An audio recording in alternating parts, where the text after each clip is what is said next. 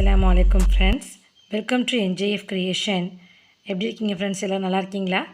இன்றைக்கி நம்ம சேனலில் எல்லாருக்குமே ரொம்பவும் ஃபேவரட்டான ரெசிபி தான் பார்க்க போகிறோம்.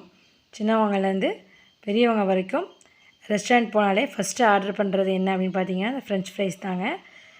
கிறிஸ்பியான ஃப்ரெஞ்ச் ஃப்ரைஸ் எப்படி நம்ம வீட்டிலே செய்யலாம் அப்படின்னு தான் பார்க்க போகிறோம். அது மட்டும் இல்லாமல் அது டிப் பண்ணி சாப்பிட்றதுக்கு சீஸ் சாஸும் ரெடி பண்ண போகிறோம். நம்ம இந்த ஃப்ரெஞ்ச் ஃப்ரைஸை சீஸ் சாஸை டிப் பண்ணி சாப்பிடும்போது டேஸ்ட்டு ரொம்பவே சூப்பராக இருக்கும். நம்ம ஈஸியாக நம்ம வீட்டிலே செய்யலாம். வாங்க இப்போ எப்படி செய்கிறது அப்படின்னு நம்ம பார்க்கலாம். நான் இன்றைக்கி ஃப்ரெஞ்ச் ஃப்ரைஸ் பண்ணுறதுக்கு 3 உருளைக்கிழங்கை தோல் சீவிட்டு எடுத்து வச்சுருக்கேன். நம்ம அதை வந்து கரெக்டான ஷேப்பில் கட் பண்ணிக்கணும். கரெக்டான ஷேப்பில் வரணும் அப்படின்னா உருளைக்கிழங்குல 2 முனையும் கட் பண்ணிவிட்டு 2 சைடையும் லைட்டாக கட் பண்ணிவிடுங்க. செதுக்கின மாதிரி கட் பண்ணி வச்சுக்கோங்க. அப்போ தான் நம்ம வந்து கட் பண்ணுறதுக்கு ரொம்பவே ஈஸியாக இருக்கும். கரெக்டான ஷேப்லேயும் கிடைக்கும். இந்த மாதிரி கட் பண்ணிக்கோங்க. கொஞ்சம் குண்டு குண்டாகவே கட் பண்ணிக்கோங்க. ரொம்ப மெல்லிஸாக கட் பண்ணிங்க அப்படின்னா, அது ரொம்ப சின்னதாக கட் பண்ணிங்க அப்படின்னா வெளியே கிறிஸ்பியாக இருக்குமே தவிர உள்ளே சாஃப்டாக இருக்காது. அதனால் இந்த மாதிரி கொஞ்சம் குண்டு குண்டாகவே கட் பண்ணி எடுத்துக்கோங்க. இந்த மாதிரி நம்ம எல்லா உருளைக்கிழங்கையுமே கட் பண்ணிக்கலாம். இப்போ கட் பண்ணியாச்சு. அப்புறமா கட் பண்ண பீசஸ் எல்லாத்தையுமே ஒரு பவுலில் கோல்டு வாட்டர் ஆட் பண்ணிவிட்டு அதில் சேர்த்துருங்க. இது அப்படியே இருக்கட்டும். அரை மணி நேரத்துக்கு இதை அப்படியே விட்டுருங்க. அதுக்கு பிறகு இதை வடிகட்டிட்டு இந்த மாதிரி நல்லா கொதிக்கிற தண்ணியில் சேர்த்துருங்க. சேர்த்துட்டு இதுக்கு ஒரு 1/2 டீஸ்பூன் அளவுக்கு உப்பு சேர்த்து மூடி போட்டு இது ஒரு 3 நிமிஷத்துக்கு நல்லா கொதிக்க விட்டுருங்க. அதுக்கு பிறகு நீங்கள் ஸ்டவ் ஆஃப் பண்ணிவிட்டு வடிகட்டிக்கலாம். நம்ம ரொம்ப கொதிக்க விட்டுற வேணாம். வடிகட்டியாச்சு. இதுக்கு மேலேயே கொஞ்சமாக தண்ணி சேர்த்துருங்க. இப்போ இதை வந்து ஒரு காட்டன் பேப்பரில் உணர விட்டுருங்க.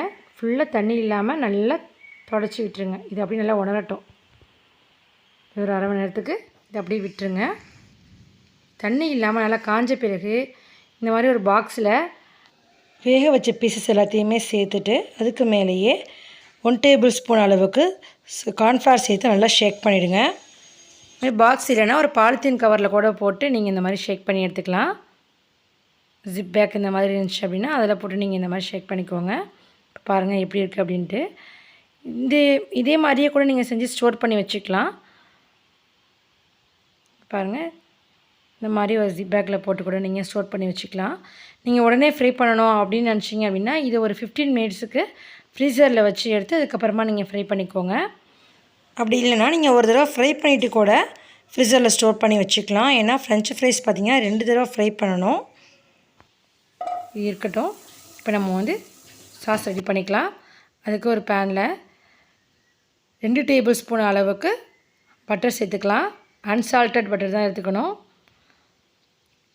இப்போ இந்த பட்டர் மெல்ட் ஆன உடனே அதில் 1 டேபிள் ஸ்பூன் அளவுக்கு மைதா சேர்த்துக்கலாம். சேர்த்து நல்லா மிக்ஸ் பண்ணி விட்டுருங்க. நல்லா மிக்ஸ் ஆன பிறகு இதில் 1/4 டீஸ்பூன் அளவுக்கு மிளகுத்தூள், 1/2 டீஸ்பூன் அளவுக்கு உப்பு, ஒரு 1/2 டீஸ்பூன் அளவுக்கு டொமேட்டோ கெச்சப் எடுத்துக்கலாம். எடுத்து நல்லா மிக்ஸ் பண்ணி விட்டுருங்க. நல்லா மிக்ஸ் ஆன பிறகு ஒரு 2 நிமிஷம் கழித்து நம்ம இப்போ இதை வந்து பால் ஆட் பண்ணிக்கலாம். காய்ச்சி ஆற வச்ச பால் 100 ml அளவுக்கு எடுத்துருக்குறேன். இதில் சேர்த்துடலாம். சேர்த்து இதையுமே நல்லா மிக்ஸ் பண்ணுங்கள். இது நல்லா கொதிக்கட்டும். நல்லா கொதிச்சிருச்சு. இப்போ இந்த ஸ்டேஜில் நம்ம சீஸ் ஆட் பண்ணிக்கலாம். சீஸ் பார்த்திங்கன்னா 100 கிராம் அளவுக்குள்ள பாக்கெட் நான் அப்படியே ஃபுல்லாக சேர்த்துருக்கேன். அதாவது ஃபுல்லானா உடனே டக்குன்னு சேர்த்துடக்கூடாது. 100 கிராமையுமே கொஞ்சம் கொஞ்சமாக அந்த மாதிரி கொதிக்க விட்டு கொஞ்சம் கொஞ்சமாக கரைய சேர்த்துக்கோங்க. சேர்த்து நல்லா மிக்ஸ் பண்ணுங்கள். எல்லா சீஸையுமே சேர்த்தாச்சு. நல்லா கொதித்து வந்துருச்சு. இதை பாருங்கள், இந்த கன்சிஸ்டன்சியில் தாங்க இருக்கணும். இந்த ஸ்டேஜில் நம்ம ஸ்டவ் ஆஃப் பண்ணிடலாம். டேஸ்ட்டு பார்த்துக்கலாம் எப்படி இருக்குன்னு. ரொம்பவே சூப்பராக இருக்குது. இதை இப்போ ஆறட்டும். மூடி வச்சுருங்க. இப்போ நம்ம ஃப்ரை பண்ணிக்கலாம். ஃப்ரைஸ் பார்த்திங்கன்னா நம்ம 2 தடவை வந்து ஃப்ரை பண்ணணும். அப்போ தான் நம்மளுக்கு வந்து KFC ஸ்டைலில் ஃப்ரெஞ்ச் ஃப்ரைஸ் கிடைக்குங்க. வெளியே நல்லா மொறுமொறுப்பாகவும் உள்ள நல்லா சாஃப்டாகவும் இருக்கும். ஃபஸ்ட் வாட்டி நம்ம ஃப்ரை பண்ணும்போது ஆயில் வந்து மிதமான சூட்டில் இருக்கிற மாதிரி பார்த்துக்கோங்க. ஃபஸ்ட் வாட்டி ஃப்ரை பண்ணி எடுக்கிறது வந்து பார்த்திங்கன்னா ஒரு 2 நிமிஷம் ஒரு 3 நிமிஷம் ஃப்ரை பண்ணாலே போதும். அதுக்கு மேலே ஃப்ரை பண்ணிக்க வேணாம். கலர்லாம் சேஞ்ச் ஆகணும்னு இல்லை. இந்த மாதிரி ஃப்ரை பண்ணி எடுத்துக்கோங்க. இது ஃப்ரை பண்ணியாச்சு. இப்போ நல்லா நம்ம ஆற விட்டுறலாம். 15 மினிட்ஸ்லேருந்து ஒரு 30 மினிட்ஸ் வரைக்கும் நல்லா ஆற விட்டுருங்க. நல்லா ஆறிடுச்சு. இப்போ இன்னொரு தடவை நம்ம ஃப்ரை பண்ணிக்கலாம். இன்னொரு தடவை ஃப்ரை பண்ணும்போது பார்த்திங்கன்னா ஆயில் நல்லா ஹீட்டாக இருக்க மாதிரி பார்த்துக்கோங்க. ஸ்டவ் மீடியம் ஃப்ளேமில் வச்சுக்கோங்க. ஃபஸ்ட்டு தடவை ஃப்ரை பண்ணும்போது ஸ்டவ் லோ ஃப்ளேமில் இருக்கட்டும். ரெண்டாவது தடவை ஃப்ரை பண்ணும்போது ஸ்டவ் மீடியம் ஃப்ளேமில் வச்சுக்கிட்டு நல்லா இந்த மாதிரி ஃப்ரை பண்ணிக்கோங்க. பாருங்கள், நல்லா கலர் சேஞ்ச் ஆகி வந்துடுச்சு பாருங்கள். நல்லா ஃப்ரை ஆகிடுச்சு. இப்போ நம்ம இதை எடுத்துடலாம். எடுத்து நல்லா வடிகட்டிடுங்க. இந்த மாதிரியே நம்ம எல்லாத்தையுமே ஃப்ரை பண்ணி எடுத்துக்கலாங்க. இந்த மெத்தடில் செய்யும்போது நல்லா நம்ம ரெஸ்டாரண்ட் ஸ்டைலில் சூப்பராக இருக்கும் நம்ம சாப்பிட்றதுக்கு. இது இப்போ ஒரு பவுலில் சேர்த்துடலாம். சேர்த்துட்டு கொஞ்சமாக உப்பு சேர்த்துக்கலாம். சேர்த்து நல்லா மிக்ஸ் பண்ணி விட்டுருங்க. இப்போ நான் பாருங்கள், நான் மிக்ஸ் பண்ணும்போதே உங்களுக்கு தெரிஞ்சிருக்கும் எவ்வளோ கிறிஸ்பியாக இருக்குது அப்படின்னு சொல்லிட்டு. எவ்வளோ அழகாக கரகரன்னு சத்தம் வருது பாருங்கள். நல்லா கிறிஸ்பியாக இருக்குது, பார்க்கும்போதே தெரிஞ்சிருக்கும் உங்களுக்கு. இல்லை கிறிஸ்பியாகவும் உள்ள ஸ்பாஞ்சியாகவும் சூப்பராக இருக்கும். கண்டிப்பாக அதுமாதிரி ட்ரை பண்ணி பாருங்கள். நம்மளோட சீஸ் சாஸும் சூப்பராக ரெடி ஆகிடுச்சு.